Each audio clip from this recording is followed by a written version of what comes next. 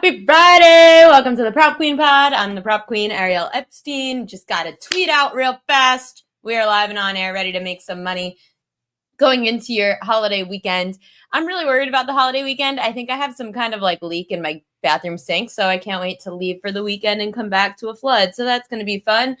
That's why we make money, so that we can do damage control on the rest of our whacked out lives. Yesterday was pretty crazy with certain props that went on throughout the NBA. Of course, the public lost. What a surprise. Today, huge show in store. First, in about 10 minutes, great friend of mine, Andy Lang. He is awesome at prop betting. He is also my go-to for any kind of auto racing. Typically, I only bet NASCAR, but this is one of the biggest weekends of the year, if not the biggest weekend of the year for auto racing. We've got Formula One, the Indy 500, NASCAR. I am super pumped about it. So Andy Lang's going to give us all that action. Of course, we got WNBA, NBA, NHL playoffs tonight. Andrew McInnis going to come on also from Wager Talk to give us some hockey breakdown for tonight's game and a little bit for tomorrow as well in the Stanley Cup playoffs.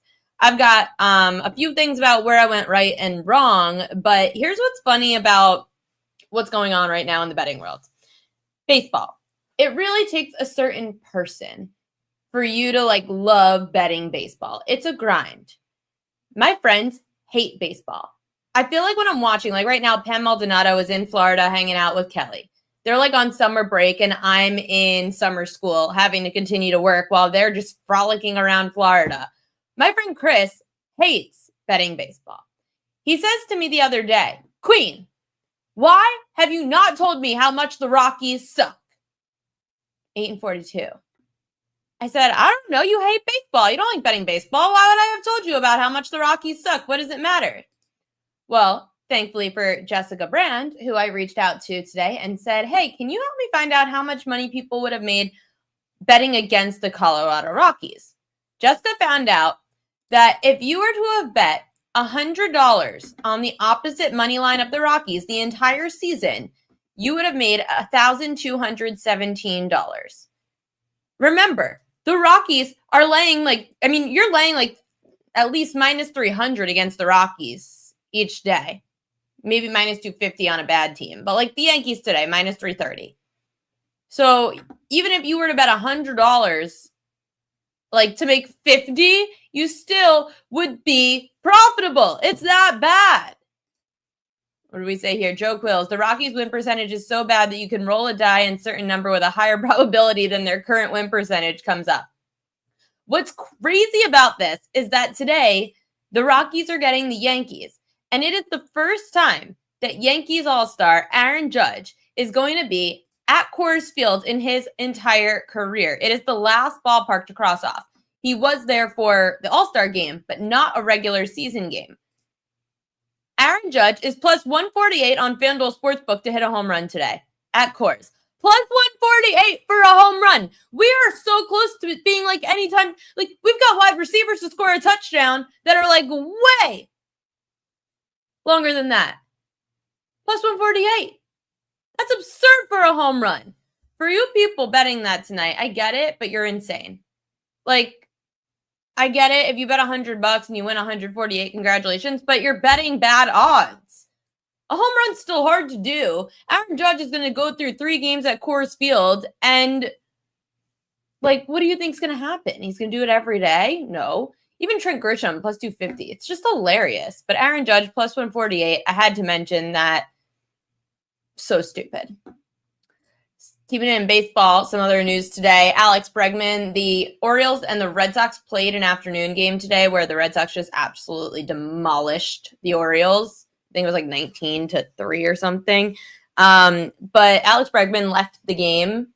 He was grabbing at his leg. So just to keep you guys updated on that, that's a doubleheader tonight. They're going to play again.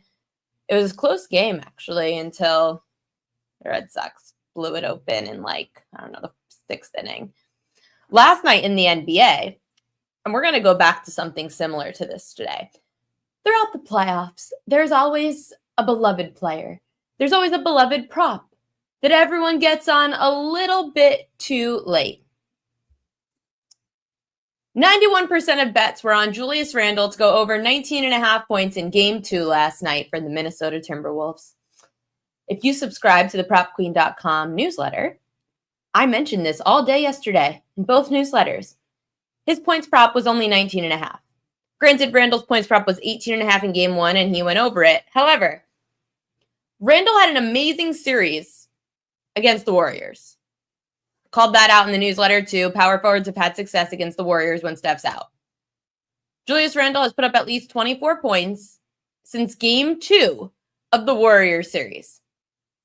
So yeah, naturally the number dropped again we got from 18.5 to 22.5 in the Warriors series. Naturally, they dropped the Randle prop back down to 18.5 to start a new series, but Randle went over that in Game 1. Everyone now starts running to the window to go bet Julius Randle over on Game 2. And I said, that's weird. His prop only is 19.5. We're talking about a player that was at 22.5 in the last series. They brought his prop up from 18.5 to 19.5 when he went way over that 18.5 number in Game 1. So, this is a fishy line. He should have been 20.5. Then I would have bought it. I would have bought that he still could have had a good night at 20.5. 19.5, that number felt very low for a player that's been so hot. So if you took the bait, I apologize, because you and 91% of people who bet on this prop also took the bait of Julius Randle going over. And I knew, we said it, it was time. It was almost time for him to regress to the means. That's what Julius Randle did last night, and he ends up going under with 6 points.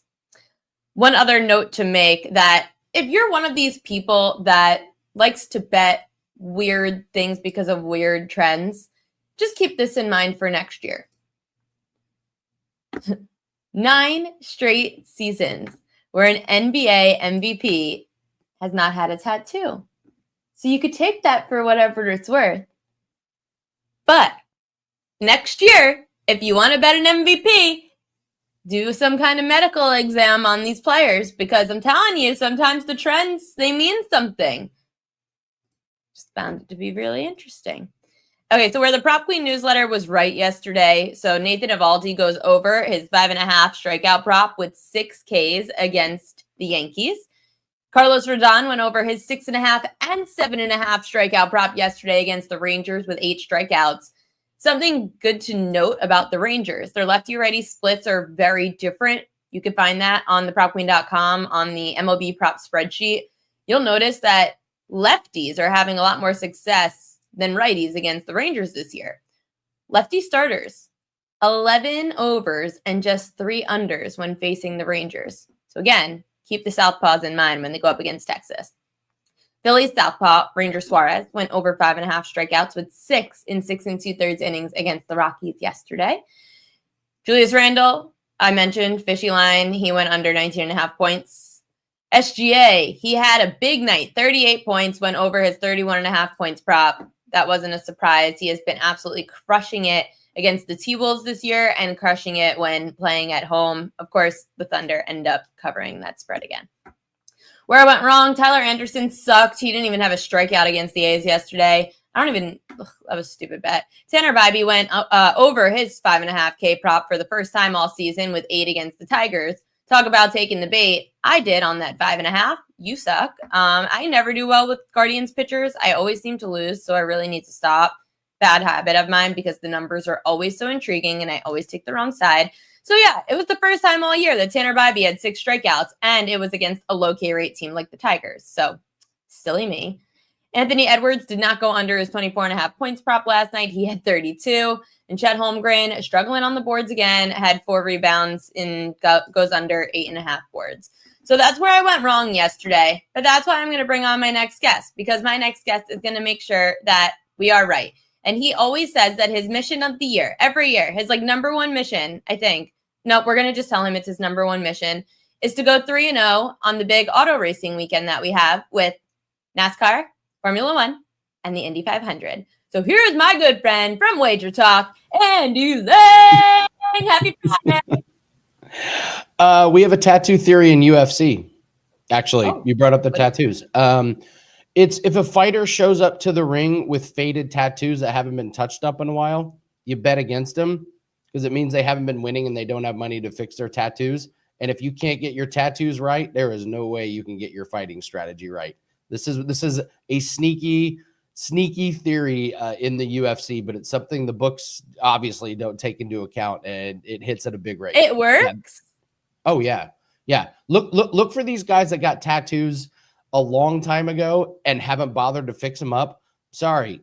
We have a fade the uniform theory, Ariel. If your shorts don't fit, and just being real with you, female fighters that don't have the proper support up here, if you can't get your uniform right, you can't get your fight right. These are real things that cash in UFC. So I love the tattoo thing. Why do you think that is? Like mentally, like you think it's a mental stability thing? Lack of resources, not great coaching. If you don't have great coaching, that means you're not in a great gym, and it's a snowball effect. If you don't have coaches that can't get your uniform to fit right or can't get your presentation to fit right, they're not going to get their strategy right. And you're going up against killers. You're going up against people that get paid to knock people out for a living. The margins are razor thin in these markets. You got to look for the edges, and these are theories that cash in and out every single week. This is what we do. We're number one in MMA profits 2025 at Wager Talk, so it works. I love it. And I know that it also works. Anything that you do when it comes to auto racing, I'm always texting you. I don't even do it as much anymore. I have a friend who's out in Iowa. Her boyfriend is obsessed with betting NASCAR. So every weekend I get a text, hey, does your guy have anything in NASCAR this weekend? I'm like, sure, let me go text him. But this is a huge weekend coming up because we've got so much going on with auto racing, Indy 500, Formula One, NASCAR. Before we dive into your card, how do you handicap each of these differently? Okay, so this is the single biggest day in auto racing. There is no bigger day of the calendar year. You wake up and you watch the Formula One race in Monaco. And Ariel, they race around the streets. They shut down the streets and they race around.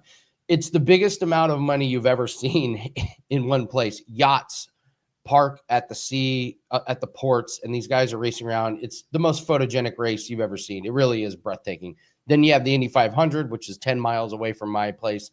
And then you have NASCAR. So how do we handicap it? Well, we'll start with the Indy 500, and we're going to take Takuma Sato minus 130. He qualified second. I loved his 4-lap average. It was over half a second quicker than Rosenqvist.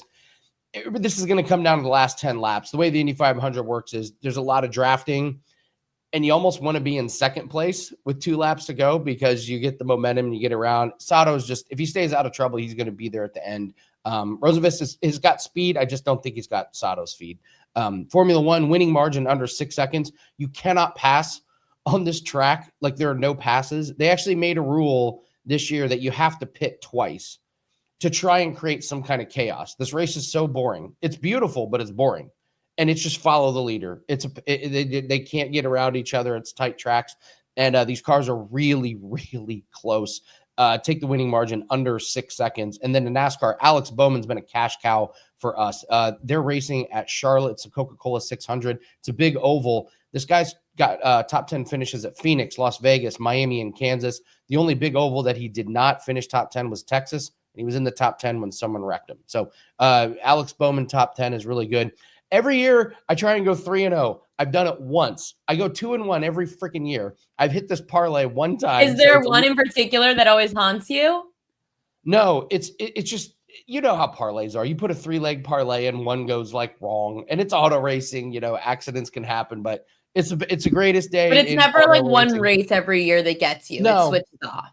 No, something happens in the Indy 500, and then next year something happens in NASCAR. Like I said, I've done it one time, but I go 2-1 pretty much every year. So sprinkle for fun on the parlay. That's what I do. But I do love these, and I expect another 2-1 year. Rinse and repeat.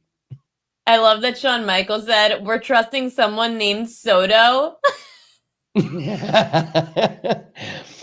Technically, his name's Sato, Sato. Sato. It's all about the pronunciation. Yeah, so he's not slumping. And he's not just watching strikes go by. No, no. Hopefully he's not watching cars go by him either. Hopefully he's the one going past the car. So yeah, Yeah, I guess this would be good too in baseball, but that doesn't seem to happen in Citi Field either. No, I love this. Is there anything that people should know in particular about any of these races that could help them when betting? I'll go to NASCAR. This is a 600-mile race. The best cars are going to end up at the front. You don't want to fade a driver that's in a substandard car. Over 600 miles, the cream rises to the top. I know accidents can happen, but you're betting on the big names. You're laying chalk on this. Don't get too cute and try and go for a long shot. Long shots don't win this race. For Formula One, it's all about qualifying. The reason I didn't give you a who's going to win or who's going to finish top 6 or anything, it's all about qualifying. Whoever finishes on the pole is probably going to win the race. So wait till qualifying if you want to pick a winner or top 6. But I do love this prop. Indy 500. I'll just be honest. It's a crapshoot. It comes down to who's there at the end, who gets the pit strategy right, and honestly, who's in second with 3 laps to go. We see it time and time again at this track. You get the draft behind the leader, and the leader is just a sitting duck. So it's one of those where they're almost fighting to be in second, not first, with 3 or 4. And they have match bets like this, which is absolutely nice. Yeah, absolutely. Weather looks to be cool. I don't expect rain, but it looks to be cool, which means the cars are going to go really, really fast. I don't expect the tires to melt in the heat. I think it's going to be a very, very exciting race. I love it. Huge day coming up on Sunday in auto racing. We've got a pretty big day tonight. I know someone complimented my hair, said I had a good hair day. I'm going out to the bars after to watch the Knicks game. Duh. I have a dinner at 6:30. I have to be there early so that I can eat dinner by 8. Me too, because I'm from Indianapolis. I'm a Pacers fan, so we're going head to head in this one, Ariel. See? So we have to make sure that dinner is done so that you have time to watch the game, because you have to digest your food well enough before you want to throw up in the fourth quarter. Yes. Ariel, were you alive? Did you watch the Reggie Miller Spike Lee game way back when? Were you able to watch that, or were you not alive? I was alive, but I did not watch. See, you have to remember, I come from a father who is from Baltimore. So in my house, right. We didn't have basketball, except the Terps. We watched the Terps. My grandfather from my mom's side, who's the one that's the reason I'm a Yankees fan, is because of Grandpa Marty on mom's side. He didn't like basketball. He barely even liked football. He was like a big baseball guy. So baseball went to Grandpa. Ravens went with Dad because of Baltimore. But we did not do NBA. Okay. I've been posing this question. Was the comeback the other night the craziest Pacers-Knicks game, or was it the Reggie Miller fourth quarter against Spike Lee? In the Worldwide chat, Wob had something to say about it. What did he say? He said he never thought that something would be worse because he was at that game and Reggie Miller tried to ruin his childhood and came really close to ruining his childhood. And he didn't think something would ever hurt him that badly. And then he felt game 1. Can I tell you, we talk about bad beats. Can I tell you a hilarious good beat? Please. My prop that night was Aaron Nesmith over 11.5 points. He had 10 points with 5 minutes left. He ended on 30. But here's what's crazy. And we could talk. I was going to talk about this later in the show because it's actually coming up in. I won't mention what I'm going to bet later on. But I'm going to show you. Let's add this to the screen. Yeah. So for everyone that wants to go and be a loser tonight, you could go bet Naismith again tonight.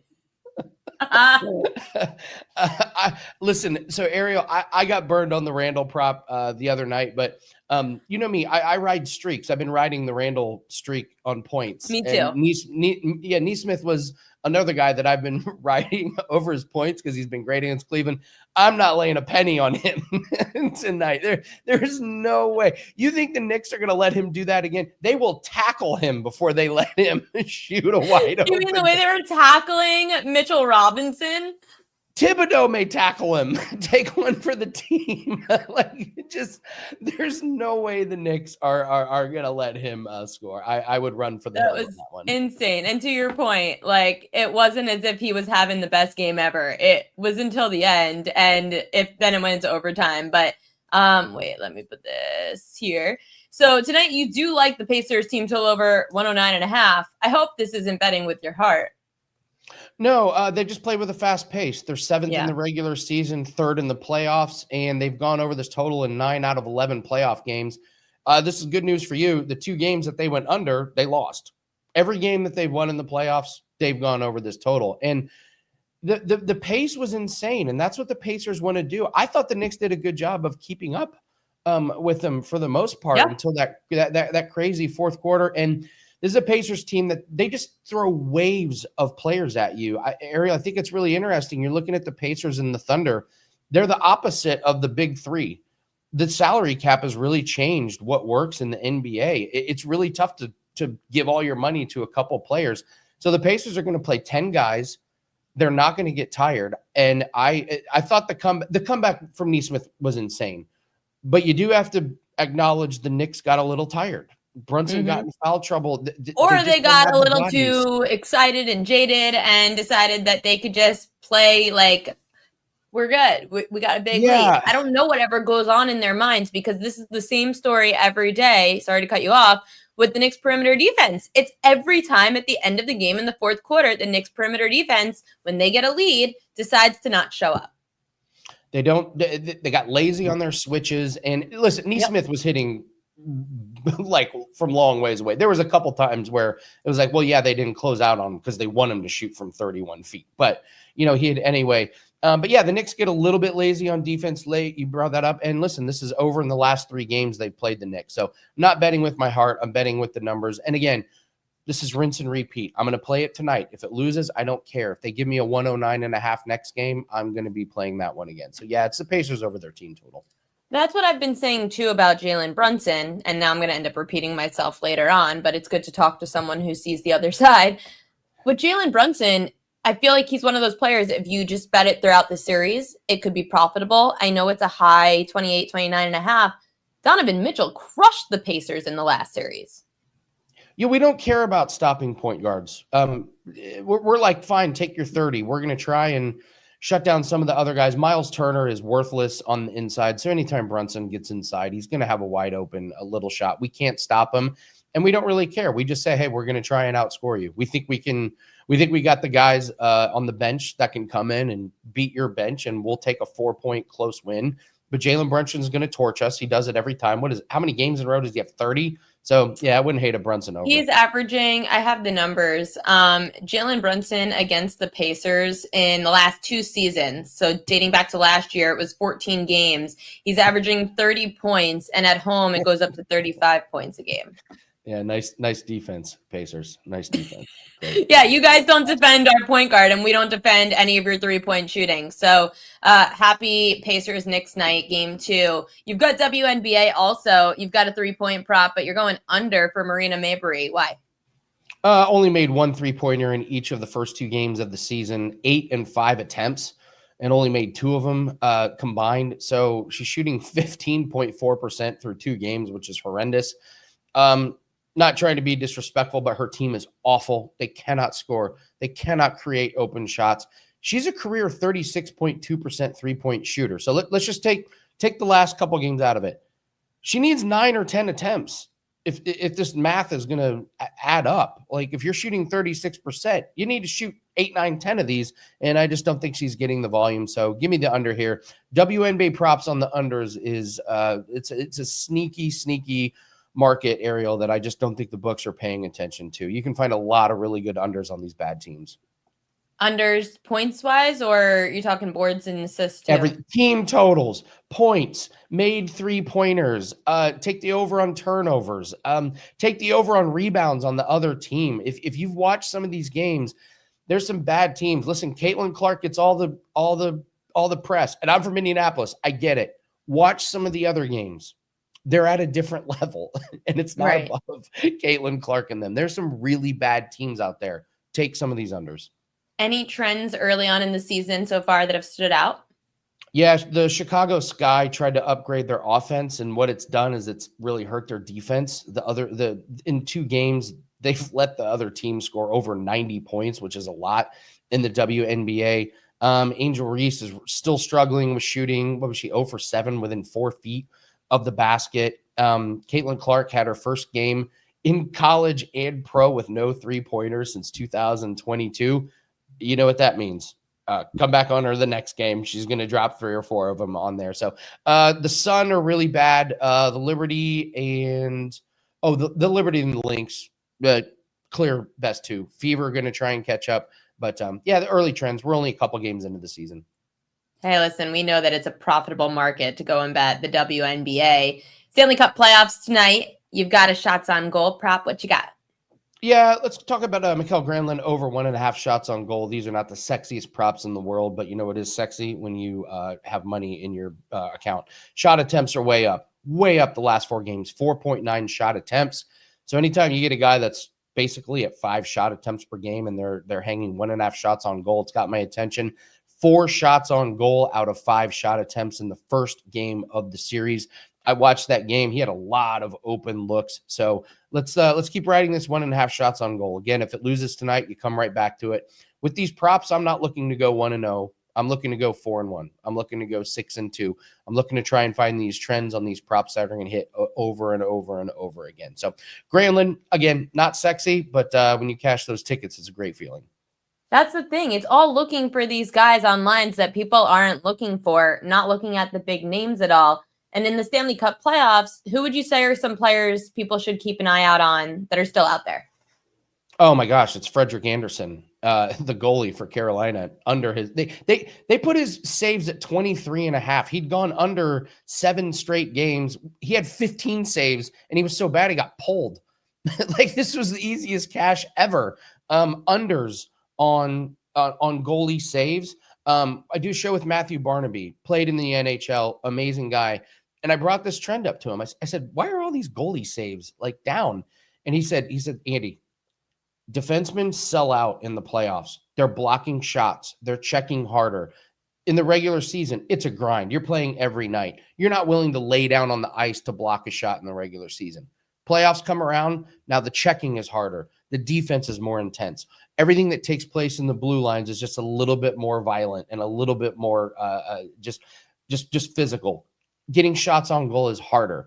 So when we're looking at that, the saves on the goalie, it's not that the goalies are playing bad. It's that they're just seeing way less shots on goal. And Carolina was one of the best teams at not allowing shots on goal. So now you get a defensive intensity and a goalie that's struggling. Frederick Anderson, just keep riding his unders. Okay. I love that. And then I've got one more question for you before I let you go. I mentioned this earlier in the show. How ridiculous is this? Aaron Judge is plus 148 to hit a home run tonight. So I looked it up. He's minus 150 for a walk. So are they going to pitch to him or not? Are they going to pitch to him or not? Are they just going to say, take your base, or are they going to lob grapefruits out there? Ariel, I've been riding the team total against Colorado. And do you know what it is now? Oh, wait, can I guess? Yeah. What's the Yankees team total? And obviously it's going to change when they're at home, I assume. This is at Colorado. Okay, so at Colorado. Yeah. So what would you think the team total for the Yankees? This is a Major League Baseball game. Professional pitchers, professional My gut says 6.5. 7.5. You need it was they have to score 8 runs to catch the over. And guess what? I'm not taking the under because this pitching staff for Colorado, Ariel, every morning I wake up and I look at who's pitching for Colorado. It's like, how do they have another guy whose ERA is 7? They're allowing an average of 7.6 runs a game at home, Colorado. It's Sacramento's at 6.7. It's terrible. Their pitching staff is so bad. So I think we got as much juice out of the orange as we can squeeze with them, because the books are just saying we're not getting torched anymore. We're not getting torched by the opponents of the Colorado Rockies. I'm telling you, my friends were mad at me because I didn't tell them how bad Colorado was. I said, I didn't think you wanted to lay minus 300 every day. They said, why wouldn't I? I'm going to put $2,000 on it every day. What? Ariel, the run line is minus 200. You have to lay minus 200 at 1.5. And guess what? I'm not taking Colorado plus 1.5. So, I think we probably just move on to other teams. We've gotten enough out of them, and the books are just saying enough is enough. You got to pay a monster premium against this horrid pitching staff. And it's like, okay, let's say that the starter gets shelled. Now you're bringing in one of the worst bullpens. It's nonstop horrific pitchers. I don't know how they. The worst of all is that there's a lot of hype going into how Aaron Judge has never played a regular season game at Coors. I mean, check the weather. If there's a slight breeze blowing to the outside, I gotta be at plus 148. May look like. If anything, the book should set a number on over/under home runs Judge hits this weekend. What if you parlay? What if you did a same game parlay on Judge home run and a walk? Like, what if he goes up there and hits a home run the first at bat, and then the next time they're like, "No, we're not pitching to you." No way. Let's see. No way. A slight like pop up for him could absolutely be a home run. We're about to share the screen and find out. Wind is blowing in today. Okay. All right. Jessica says wind is blowing in today. I haven't looked at the weather, but yeah, I don't think it lets me share my screen with you on here. That makes me so sad. Okay, so we can't share the screen, but I'm going to do it. I'm going to try to do this real quick. So you said Aaron Judge. Oh, his home run went down to plus 136, by the way. So Aaron Judge to hit a home run. Oh, of course. In New York, I almost said in America. In New York, we can't bet the walks here. I don't know if on DraftKings I can. FanDuel's a little iffy about certain props. Do you have the ability to bet walks? Yeah, I do. It's minus 150 on DraftKings. So I will tell you, Ariel, we did this in the NFL season when Kirk Cousins was starting at quarterback for the Falcons, and early in the season when they were going to win, when they were playing a bad team. You could do a same game parlay on him to have over 1.5 rush attempts and under 1 yard because of the kneel downs at the end of a game. So his stat line would be 3 rushes for minus 1 yards, and you were getting 6-1, 7-1, and even 8-1. It was brilliant. It was great. It was one of the sneakiest same game parlays ever. So you get these like same game parlays that make no sense to the book's algorithm, but they make sense like in the game script. Yeah, I could totally see Judge having a walk and a home run. So if you did a walk and a home run, you're getting probably 3-1, 3-1, 4-1. Sorry, unfortunately, your picks can't be parlayed. Oh, that's boo. That's so boo. Sorry. Oh, well. So DraftKings says no, but maybe you could find a book that lets you. Well, what does that tell you? The books don't want you to bet that. Oh, Jessica says plus 268. She just did. So I can't because I suck in New York. But I guess I'd want 3-1 at least on that. So plus 268 is a little bit of a pass. I can't believe Aaron Judge is plus 135. Like, that's absurd. But anyway, this is why we bring Andy Lang on, so that he can give us the profitable props and the most smart bets to make every single day. If you missed it, make sure to check out the YouTube page because it'll be up there for Andy's auto racing plays on the big Sunday slate. Andy Lang, good luck with your bets tonight, and thank you again for always coming on. Anytime, Ariel. Thank you. Coming up, in case you didn't get enough hockey talk, because we need to talk more pucks, we've got another Wager Talk guest. I'm revving up because I'm on Wager Talk tomorrow, filling in for Kelly in Vegas all summer at 11 a.m. Eastern time. So you've got to tune in, but also make sure to listen to this guy because this guy knows his pucks. He knows what to break down. He knows the props to give us. He knows we want all the props. Give it up for Wager Talks. Andrew McInnis. What's up, McInnis? You might be the best at intros. I can't lie. You might be the best at intros. I appreciate it. I worked hard on them. I got to shout out Andy because Andy has been crushing it with hockey as well. And I love talking hockey with him because we kind of have two different minds when it comes to the game and the way he talks about props and the way he approaches it. It's really cool. And it just goes to show that you could talk about betting with somebody and you guys look at the game completely different. And there's so many bets out there that I could have 5 props. He could have 5 props and they could be completely different, but we could all come out on top. What'd you think of his Hurricanes trend? That goaltender one? Mm-hmm.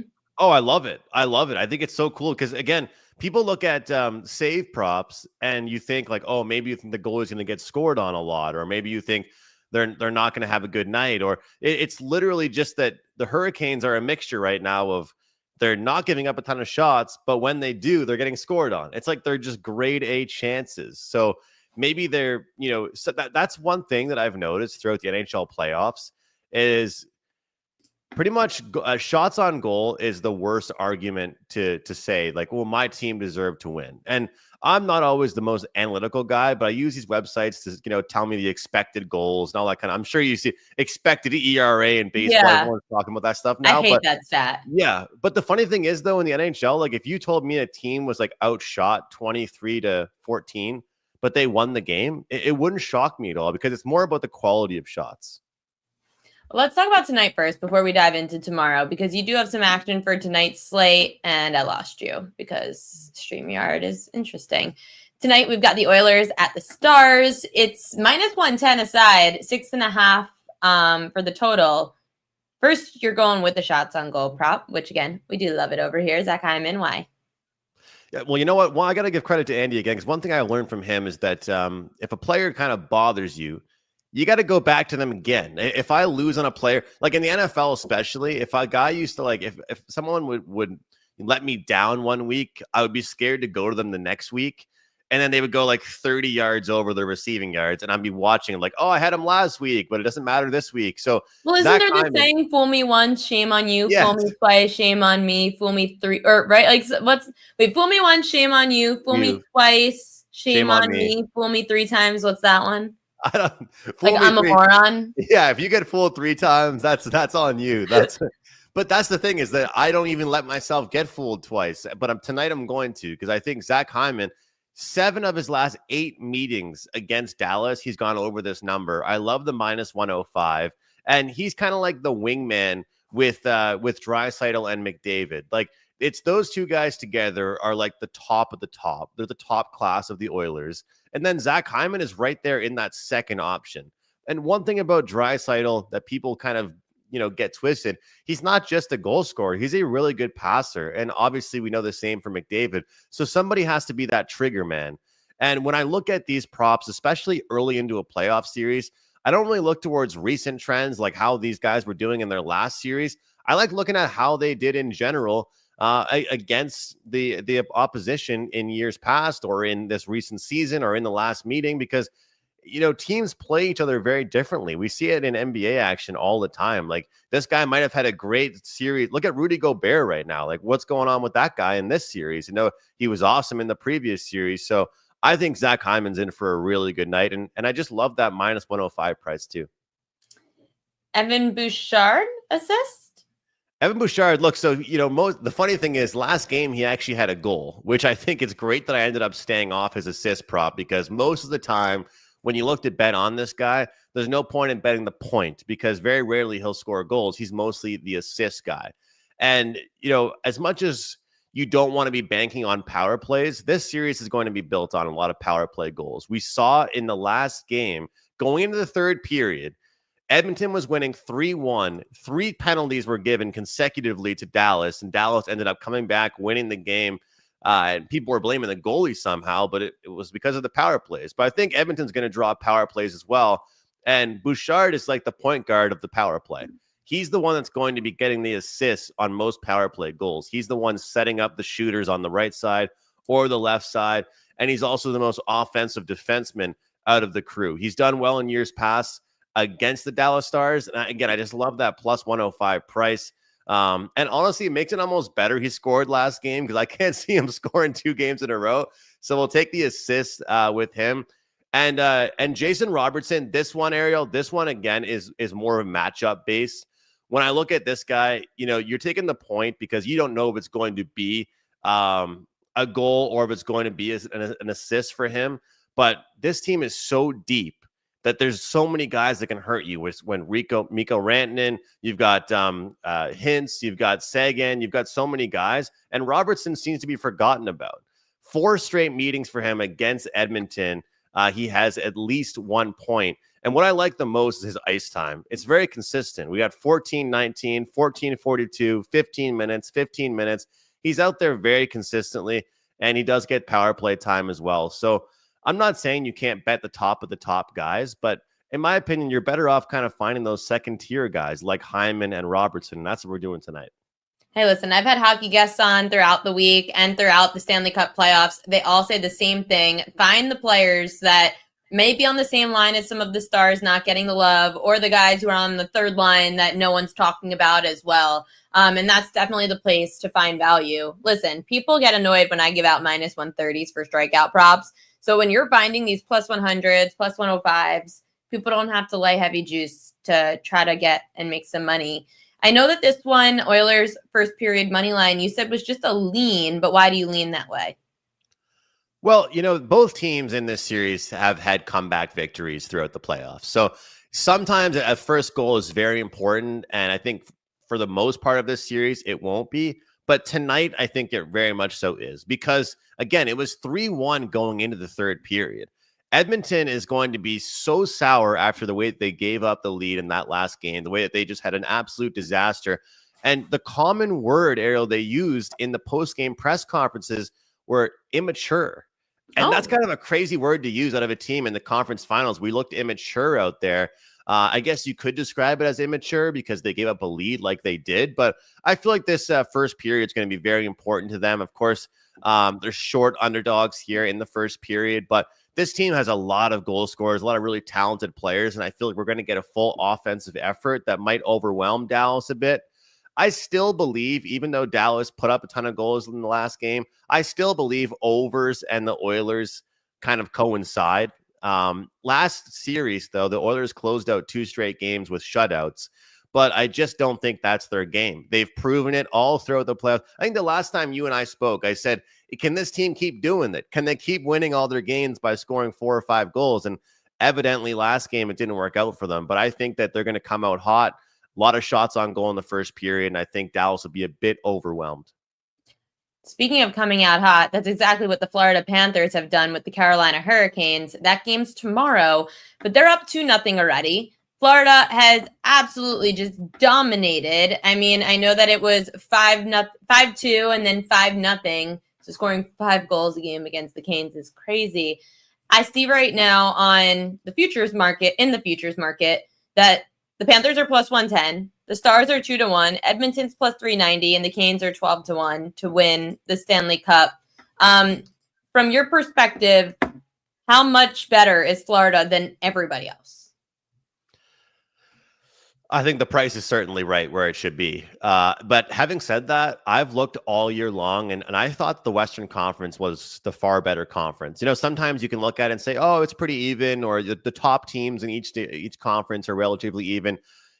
Maybe this is kind of like my easy way out, but sometimes when people would ask me who I thought was going to win the cup, I would just say the West. I would just pick the conference. I'm like, I feel that way in baseball this year. Yeah, exactly. Same thing. In baseball, the National League's definitely better than the American. By a landslide, right? And you can just see, like, if you were to pick, what would the odds be, do you think? Like, pretty favored, right? If you just pick the conference? It's definitely out there. Jessica might be able to find if I know that they have the odds up, but Jessica, do you happen to have the American League versus National League, who's going to win? And do you know hockey as well? If they have, obviously, like, I don't know if they would have Eastern versus Western Conference, but maybe Jessica has it. So that would be interesting. Well, the last but usually for baseball, it's too far out at this point for it to be like anything great. But in hockey, those odds. Especially the odds holding a ticket for that long might not be worth it. Well, clearly, at least the Western Conference, actually, I don't know how that one would work in hockey now, because clearly the Panthers are the favorites at the moment, but it's not that big of a drop off between them and the Stars. Well, I'm going to ask you, because I know that you watch hockey and you've gotten into it, but obviously not looking at these numbers every single day like I am. So from an outside perspective, Conn Smythe Trophy, I've been a big proponent of no chance a goalie is winning it. And Freddie Anderson, who Andy was just pretty much talking bad about, he was the 3rd ranked guy like last week, and now he's way down the list. And it's only happened twice in the last 12 years where a goalie has won the Conn Smythe, so the playoff MVP. So when we're looking at it now, Sergei Bobrovsky is that goalie for Florida, but Barkov, who's the captain, is 10-1. And then Reinhart is 20-1. And those are the next two players for Florida. The way I look at it is this. In my opinion, the only time that I really would think a goaltender is going to win the Conn Smythe is when you see a game constantly ending 3-1, 2-1, 3-2. Because even though Bob has been great, if you told me in the first two games of the series they scored double-digit goals, was the goalie really the MVP? No. That's what I'm right. thinking. Like, you have the same way that in the NFL, if you were to bet Super Bowl MVP, if the game's a blowout, a defensive player is not winning the award. Right. Which stinks because realistically, the defensive player is the reason why the other team didn't catch up to your offense. Trust me, that's why I hate MVPs, because I had, and anyone who's been following me for a long time knows this, my most heartbreaking loss ever, and probably one of the sharpest calls I ever had. I had 100-1 on Bucks linebacker Devin White to win Super Bowl MVP, the Brady Super Bowl year. The Bucks defense was the reason they were there. Brady didn't have that great of a Super Bowl. Brady almost turned the ball over 3 times, and they all got called back because his name's Tom Brady. Devin White had double-digit tackles in every single playoff game. Devin White had the game-sealing interception on top of like 10 or 12 tackles in the Super Bowl. And Tom Brady still won MVP. But those odds dropped from 100-1 to like, I think like 10-1 by the time we hit the Super Bowl. And I said, and that was within a week of the Super Bowl. Like, I bet it right as the odds came out for Super Bowl week. But that's why betting defensive players for championship MVP scares the hell out of me. Yeah, there might as well be like, okay, here's the quarterback. Okay, forget about him. Now here's the trophy for somebody else, because we know it's going to the quarterback. I mean, we have seen the occasional defensive player, or like, actually, I know you probably don't want me bringing up CFL right now, but I'm going to go down that alley, and hopefully we don't discriminate here on the show. We talk about any crazy shit. Because the dog days, Ariel, I'll keep you entertained during the summer with CFL. But last year, a guy I do a CFL podcast with, he crushed it with the most outstanding player at a running back. I think he got like 38-1 or something. And it was unbelievable, because very similar to every other league or football league, quarterback gets it like every year. But this running back made it just absolutely like no choice for the league to choose him, because it was on Winnipeg, and Winnipeg was going to have somebody on that team win it. But the quarterback just didn't have a great year. The defense played well, and the running back was unbelievable. So they had to go with the running back. Well, let me ask you this. If Bobrovsky ends up shutting out, whether it's the Stars or the Oilers in the Stanley Cup, like in the finals, if he shuts them out, like majority of games, do you give it to him? I think that's the thing, is the shutouts. To your point, the shutouts are probably going to be the biggest difference. And that is maybe what I'm not thinking of, is the shutout is what's really impressive. Those are the, I think it's first time in history for the team to shutouts, in such a short period of time. So that could be it. But I guess I'm just a sucker for the better number at this point, because I'm looking at, I'm staring at right in my face, Barkov 10-1, Reinhart 20-1. It's just, I don't know. Maybe it's the shutouts. But again, if they go against Dallas or Edmonton, which is what's going to happen, of course, I don't see him shutting those teams out. I'm not shocked to see him shutting Carolina out. But if they beat the Oilers or the Stars, they're going to be 4-2, 4-3 games in the Stanley Cup Finals. So I'm going to go on record. I'll take it. Barkov 10-1. I think he's one to kind of look at right now. And then here's a really good one. Draisaitl 14-1. Connor McDavid won it last year as the losing team. Draisaitl scored in the last game. McDavid was a bit quiet, and I know McDavid's had overall the better playoffs, but I don't think McDavid cares if they win the Stanley Cup and he doesn't win the Conn Smythe. He won it last year and didn't even go out to accept his award. So the only reason why this number is 14-1 is because they're down in their series. If the Oilers come back and win tonight, which I think they could, tie the series 1-1, that 14-1 on Draisaitl goes right back to probably, I would say 8-1, 9-1. Really big difference. There you go. East to win the cup, -105. West to win the cup, -115. So if you want to bet against Florida, there you go. That's pretty crazy, but I guess it's because you've got two teams with the chance to make it as opposed to knowing that like one team would. But thank you, Jessica, for finding that. You do have one more play before I let you go for tomorrow's slate. I had it here. Did I? Oh, here it is. One more. Okay. One more shot on goal. And I spelled his name wrong. Right? Isn't it SEB? Oh, Sebastian. Yeah, the European. That might have been my fault, though. So. Yeah, I copy paste. I wasn't going to blow up your spot, but I did copy paste from what you sent me just because I was cramming with 5 minutes before the show. But I know it's Sebastian, like the Sebastian the Crab, Aho, over 2.5 shots on goal. Why? He looks so lonesome over there. Like I didn't include any other props with him. He's just all on his own. And that's how I feel like he's going to be tomorrow, is all on his own. I mean, when you ask me, do I want to bet on Carolina? Because a lot of times that game 3 is the time you see, we all call it the gentleman's sweep, right? You lose 4-1, you win game 3, you go ahead, you lose that game 4 and you come back home and they're going to win it. I think that Florida could win this series 4-1. I think that Carolina will win 1. I think Florida wins this series 4-1. I think Sebastian Aho is a big reason why the series at least gets some life into it on Saturday night. Your best players have to be your best players, plain and simple. This is the thing about Carolina, though. They're not the most exciting team. They suffocate you. They play defense. They shut you down. But Florida is like the big bro. They're just doing exactly what Carolina does, but way better. So this is like, picture whatever team you're a fan of out there and picture asking the best player on that team to perform in a big game. That's what I'm doing here, except for I'm not asking him to score. I'm just asking shots on goal. The fan base yesterday was literally chanting, shoot the puck, because their team had 7 shots on goal in like the third period. So they're going on the road now. At least if they lose tomorrow, their coach is going to be a little happier if they see 30 shots on the board rather than, 15 shots. I was saying to you earlier on in the show that I don't really get impressed by shots on goal. In this instance, they need to at least try. And so over 2.5, minus 105, really good number.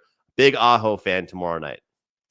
Listen, I hear from all my Carolina people. They are like, we need a miracle because this team just looks absolutely embarrassed, which is crazy because this was the team favored to win the Stanley Cup going into the playoffs.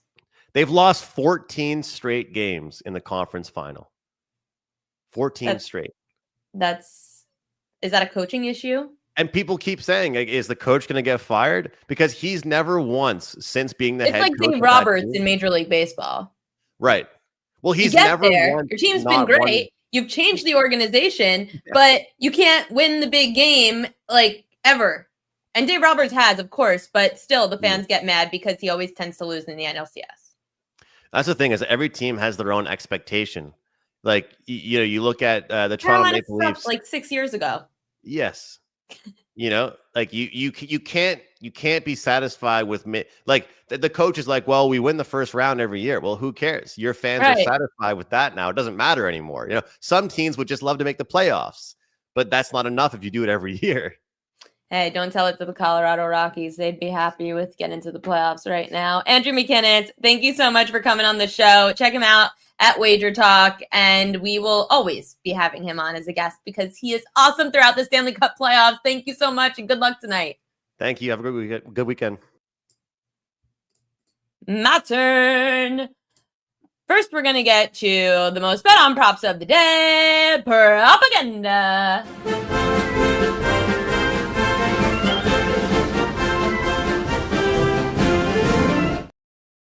These are your most bet on props from over at BetMGM. Jalen Brunson under 2.5 3-pointers made. That's kind of crazy. Tyrese Halliburton over 20.5 points. That doesn't surprise me.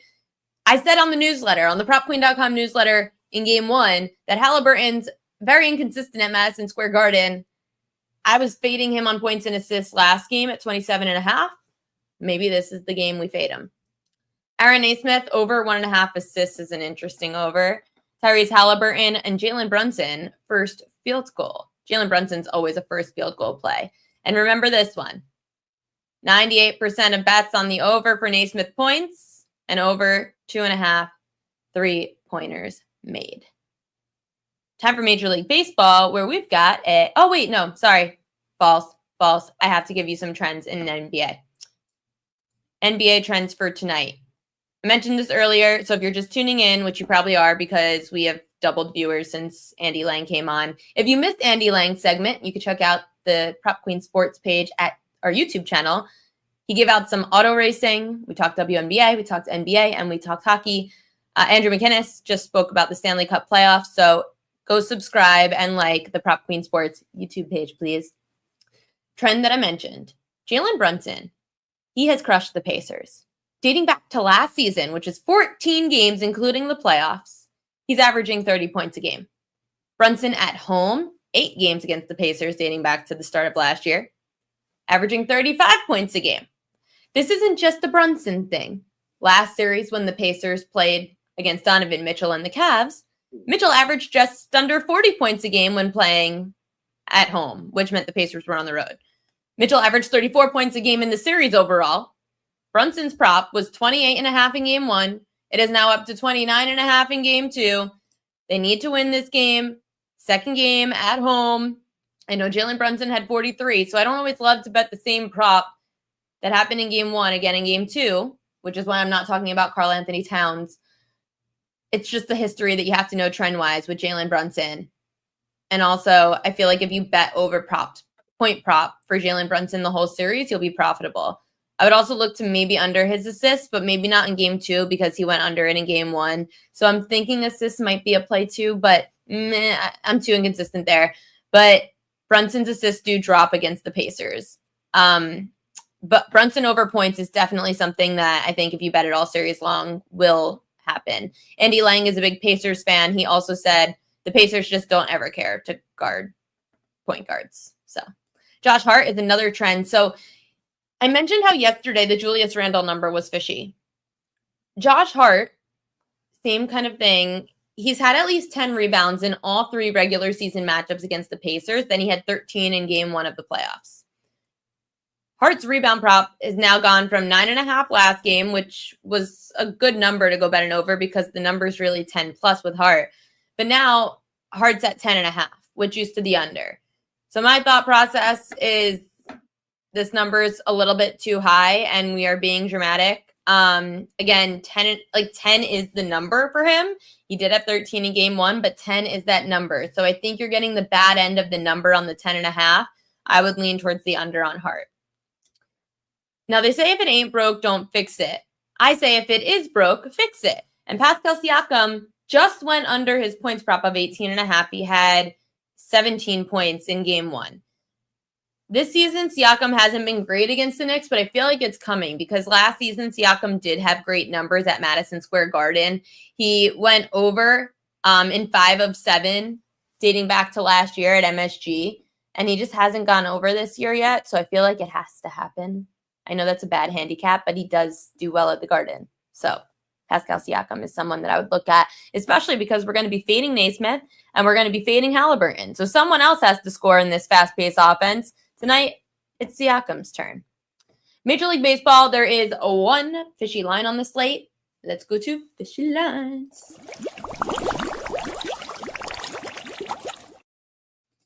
Fishy line of the day, Toronto Blue Jays are on the road at the Tampa Bay Rays. You can see this line went 10 cents in favor of Toronto, despite the public on the Rays. Listen, this is your typical, I don't know who the starter is on one side, but I know Drew Rasmussen. Rasmussen starting for the Rays, and you get Eric Lauer, who's a lefty for the Jays. So, first off, the Jays, we cashed on the fishy line with them against the Padres, because remember, there's no way the Padres lose 4 in a row. There's no way the Padres get swept by the Jays. Well, it happened. The Jays swept the Padres. They scored 24 runs in that 3-game sweep. The Rays, only the Orioles have been worse against southpaws. The Rays own a .205 batting average, a .581 OPS against left-handers this year. The Jays starting, Eric Lauer, is a lefty, and he allowed just 1 run in 3 innings last Saturday against the Tigers. Prior to the last start, the Rays starter Drew Rasmussen, he was 0-3 with a .605 ERA, allowing 6 home runs. I would say this, Tampa does have a slight bullpen advantage. Their bullpen's better, and they are a little more rested. So maybe you could go Toronto first 5. I just am staying away from the Rays today. I'm not betting Rays. No Tampa Bay Rays today. Stay away from the fishy line. K-props to watch. So Landon Rupp under his 4.5 Ks. It scares me a little. He's had some good games against low K rate lineups. Some were great, some were not. But it's more about the matchup. The Nationals are just not really striking out a lot right now. Righty starters, 14 overs, 24 unders, averaging just over 4 strikeouts a game against the Nats. 4 of the last 5 right-handers to start against the Nats have gone under 4.5 Ks. Pablo Lopez, definitely scary under 5.5 Ks. You can get this at plus 110. I find this to be a good value play. I know the juice is moving against me, but Lopez faced the Royals already this season, and he went over with 6 strikeouts. He did the same exact thing last year. The Royals are not a high K rate team. He struck out the Royals a lot in the first start, and that was in Kansas City. And the same thing with, sorry, my friend just threw me off because he just said I love the Yankees tonight.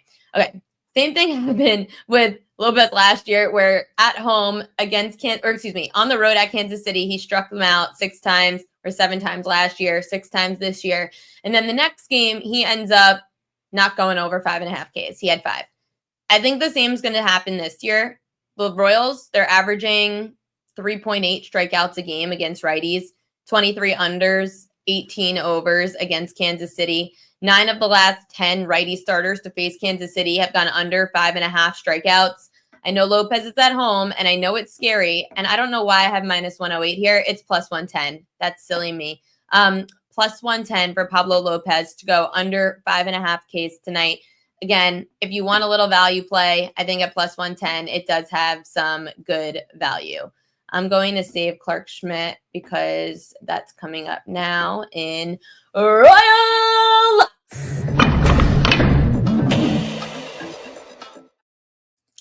Locks of the day. Yankees righty Clark Schmidt to go over 5.5 strikeouts. Schmidt hasn't seen a high K rate lineup yet this season through 6 starts. Now he's getting the worst team in baseball, the Rockies.